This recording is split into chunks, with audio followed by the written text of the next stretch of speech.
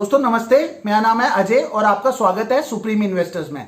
दोस्तों IPO market में एक बार फिर से बहार सी आ गई हुई है और बहुत सी अच्छी कंपनियों की आईपीओ हमारे सामने से जा रहे हैं। हमें उनमें अप्लाई करना चाहिए या नहीं करना चाहिए, आज मैं आपको इंडिया पेस्टिसाइड लिमिटेड के आईपीओ के बारे में चर्चा करके डिटेल रूप में बताऊंगा कि आपको क्या करना चाहिए, या अप्लाई करना चाहिए या छोड़ देना चाहिए, आपको कितना फायदा हो सकता है पर शेयर वो भी आपको बताऊंगा, ग्रे मार्केट प्रीमियम कितना चल रहा है वो भी आपको बताऊंगा और डिटेल्ड कंपनी का एनालिसिस करके आपको बताऊंगा कि क्या ये कंपनी इन्वेस्टमेंट के लिए एक अच्छा अपॉर्चुनिटी है या नहीं है। तो दोस्तों आइए इंडिया पेस्टिसाइड लिमिटेड के आईपीओ के बारे में चर्चा करें। ये कंपनी बेसिकली 1984 में स्टैब्लिश हुई थी और ये एग्रोकेमिकल्स बनाती है। इसके दो यूनिट्स हैं, बेसिकली दो बिजनेस हैं, आप समझ सकते हैं। एक है एग्रोकेमिकल या फॉर्मुलेशन बिजनेस और एक है टेक्निकल बिजनेस। टेक्निकल बिजनेस में ये बेसिकली फोल्पेट, थियोकार्बोमेट और हर्बिसाइड बनाती है, ठीक है। और जो फॉर्मुलेशन बिजनेस है उसमें एपीआई मैन्युफैक्चर करती है, एक्टिव फार्मास्यूटिकल इंग्रेडिएंट, ठीक है। तो टेक्निकल बिजनेस जो है, टेक्निकल जो इसके बनते हैं वो 20 कंट्रीज में ये एक्सपोर्ट करती है, जिसमें ऑस्ट्रेलिया हो गया, एशिया के कंट्रीज हो गए, अफ्रीका के कंट्रीज हो गए और यूरोपियन कंट्रीज हो गए, ठीक है।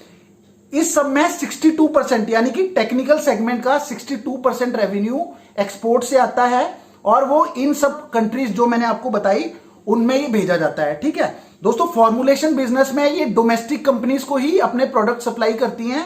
इन कंपनीज के नाम कुछ इस प्रकार हैं: शारदा क्रॉपकेम, स्टोरटास, एसजेना एग्रो, ठीक है। ये सब कंपनीज हैं, ठीक है। दोस्तों इस कंपनी की दो प्लांट हैं जो कि दोनों उत्तर प्रदेश में हैं। पहला प्लांट यूपीएसआईडीसी नाम से है जो कि 19,500 मेट्रिक टन का प्रोडक्शन करता है एग्रोकेमिकल्स का, और ये प्लांट अपना इधर है, लखनऊ में है। दूसरा प्लांट 6500 मेट्रिक टन कैपेसिटी का है जो कि हरदोई में है, ठीक है। अब दोस्तों इस आईपीओ की डिटेल पे आते हैं। आईपीओ ओपन होगा 23 जून को, आईपीओ क्लोज होगा 25 जून को। फेस वैल्यू, जिस फेस वैल्यू पे शेयर अलॉट होगा उसका है ₹1, ठीक है। आईपीओ प्राइस बैंड जो कि इंपॉर्टेंट होता है वो 290 लोअर बैंड है और 296 अपर बैंड है। तो अगर ये आईपीओ ओवर सब्सक्राइब होगा तो 296 पे ही आपको अप्लाई करना पड़ेगा, ठीक है। मार्केट लॉट, एक लॉट का साइज जो है 50 शेयर्स का है। दोनों बीएससी और एनएससी पे ये लिस्ट होगा, ठीक है। इशू साइज जो दोस्तों है वो 800 करोड़ है, जिसमें से फ्रेश इशू जो फ्रेश शेयर जो अलॉट करेगी कंपनी वो 100 करोड़ है, और ऑफर फॉर सेल यानी कि जो प्रोमोटर जो है, एग्जिस्टिंग प्रोमोटर जो शेयर बेचेगा वो लगभग 700 करोड़ के बेचेगा, ठीक है। अब इस कंपनी के फाइनेंशियल्स पे आ जाते हैं बहुत जल्दी से। फाइनेंशियल पे देखिए, टोटल एसेट्स जो है 31 मार्च 2019 से लेकर 31 मार्च 2021 तक कंटिन्यूसली ये बढ़ रहे हैं और लगभग 200 करोड़ रुपए के एसेट बढ़ चुके हैं इन 2 सालों में, ठीक है। टोटल रेवेन्यू जो है दोस्तों वो 346 करोड़ से बढ़कर 655 करोड़ हो गया इन 2019 से लेकर 21 के बीच में, यानी कि इन 2 सालों के बीच में। प्रॉफिट आफ्टर टैक्स भी देखिए दोस्तों लगभग 3 गुना हो चुका है, 43 करोड़ से लगभग 134 करोड़ हो चुका है, ठीक है। ये तो हो गया दोस्तों, इसका प्रॉफिट भी कंसिस्टेंटली बढ़ रहा है और इसके रेवेन्यू भी कंसिस्टेंटली बढ़ रहे हैं और एसेट्स भी कंसिस्टेंटली बढ़ रहे हैं। अब दोस्तों इसका अर्निंग पर शेयर पे आ जाते हैं। देखिए अर्निंग पर शेयर 2017-18 में था ₹2.94, जो कि 2018-19 में बढ़ के ₹3.94 हो गया और 2019-20 में ये ₹6.35 हो गया। प्रेजेंटली 2020-21 के फाइनेंशियल ईयर में इसका जो अर्निंग पर शेयर है वो ₹12.07 हो गया है। दोस्तों 2017-18 से अगर हम कंपेयर करें तो लगभग 4 सालों में इसका जो अर्निंग पर शेयर है वो 6 गुना हो चुका है, ठीक है। तो कंपनी बड़ी अच्छे से फाइनेंशियली ग्रो कर रही है, ठीक है, कोई इशू नहीं है ग्रोथ में। अब आते हैं हम इसकी रिटर्न ऑन नेटवर्थ के ऊपर। 2017-18 में रिटर्न ऑन नेटवर्थ जो होता है वो 22.8% था, ठीक है, जो कि 20-21 में कंसिस्टेंटली बढ़ते हुए हर साल ये बढ़ा है दोस्तों, देखिए, और 20-21 में ये 34.54% हो गया। तो आप 12% का रिटर्न ऑन नेटवर्थ आप जनरेट कर चुके हैं एडिशनल इन 4 सालों में। तो कंपनी देखिए कितनी अच्छे से ग्रो कर रही है, ठीक है। ये हो गया इसकी ग्रोथ का पर्सपेक्टिव। अब मैं इसको पीयर से कंपैरिजन करता हूं दोस्तों।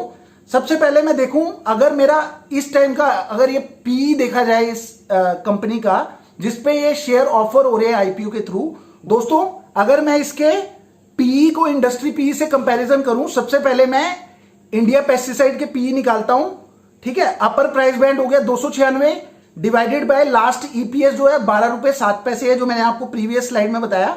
इसका मतलब क्या 24.66 जो कि आईपीओ में ऑफर हो रहा है, ठीक है। इंडिया पेस्टिसाइड्स के अगर पीयर्स को कंपैरिजन करूं तो धानुका एग्रीटेक का पीई जो है वो 31.7 है, ठीक है। भारत रसायन का जो पीई है वो 36.12 है। यूपीएल यानी कि यूनाइटेड फास्फोरस लिमिटेड 35.08 है, ठीक है। रैलिस इंडिया का 32.90 है। पीआई इंडस्ट्री का 79.15 है। सुमितो केमिकल का 78.90 है और अतुल का 38.23 है। दोस्तों पीई से हमें यह पता चलता है कि वो कंपनी अपने पीयर्स के हिसाब से कैसे लाइंड अप है।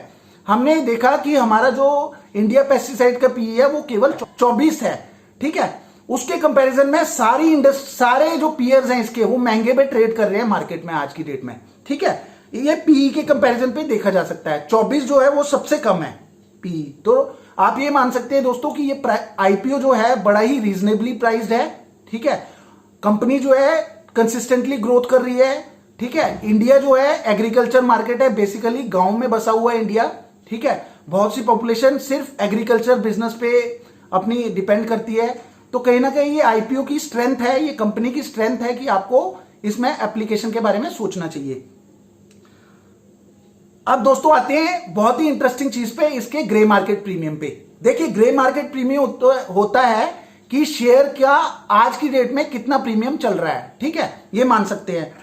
अब अगर ये 296 रुपए का कंपनी शेयर अलॉट कर रही है अपर प्राइस बैंड पे और 19 जून 2021 को 12:30 पे जो आईपीओ ग्रे मार्केट प्रीमियम जो चल रहा था वो 103 रुपए चल रहा था। इसका मतलब यह है कि 296 प्लस 103 ये हो गया 399। इसका मतलब जो लिस्टिंग है वो 399 रुपए प्रति शेयर के भाव पे हो सकती है। तो दोस्तों मेरे हिसाब से ये कंपनी बड़ी रीजनेबली प्राइस्ड है और अगर आप इस आईपीओ में एक लॉट अप्लाई करते हैं रिटेल निवेशक की कैटेगरी से तो आपको अगर ये लॉट अलॉट हो जाता है तो लगभग आपको एक शेयर में 100 रुपए के आसपास फायदा होगा और क्योंकि 50 शेयर का लॉट है तो 5,000 रुपए आपको प्रॉफिट हो सकता है अलॉटमेंट पे, ठीक है।